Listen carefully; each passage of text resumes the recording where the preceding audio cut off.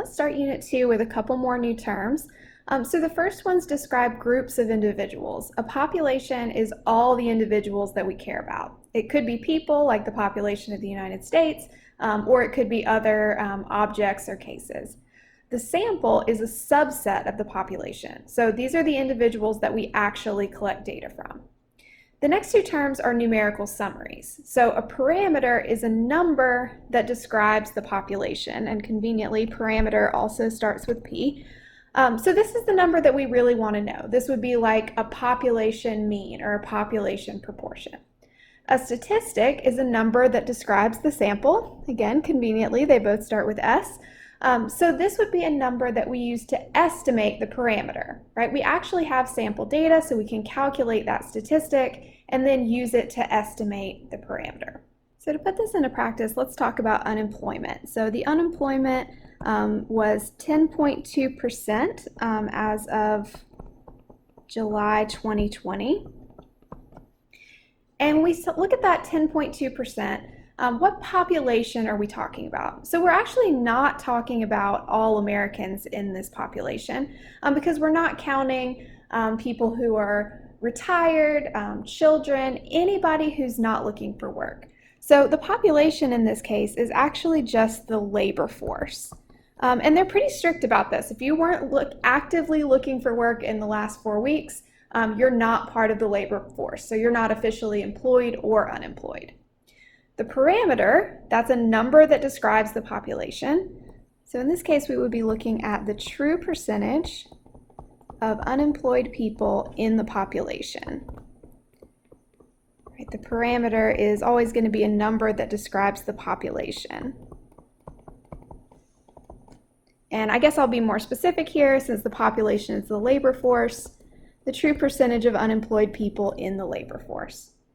So what about the sample? Where do they actually get this data from? It turns out that there's this really big survey called the Current Population Survey. It actually has about 60,000 households in it.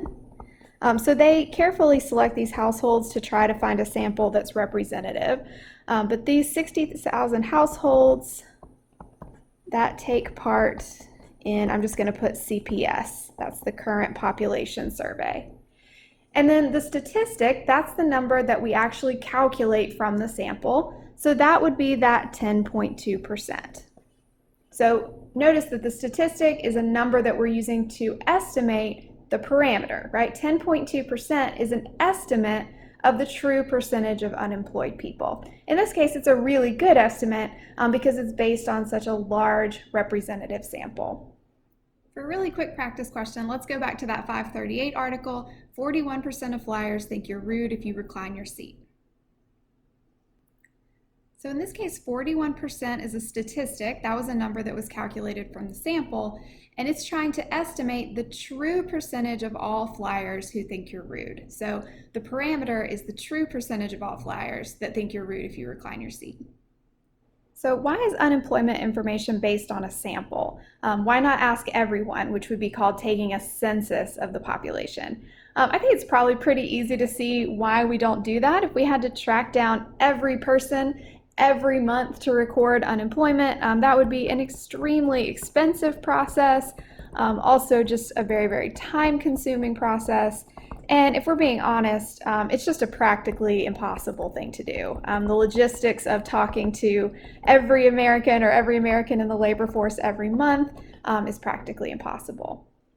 So we do carry out a census every 10 years, and even that's pretty crazy if you think about it. I just Googled how much will the 2020 census cost, and it's estimated to cost approximately $15.6 billion. So it's extremely expensive. So why do we do it if it's so time-consuming and expensive? It's actually surprisingly in the Constitution, saying that the census has to be conducted as a head count. The U.S. Constitution is much older than the concept of random sampling, and it's extremely difficult to get anything changed in the Constitution.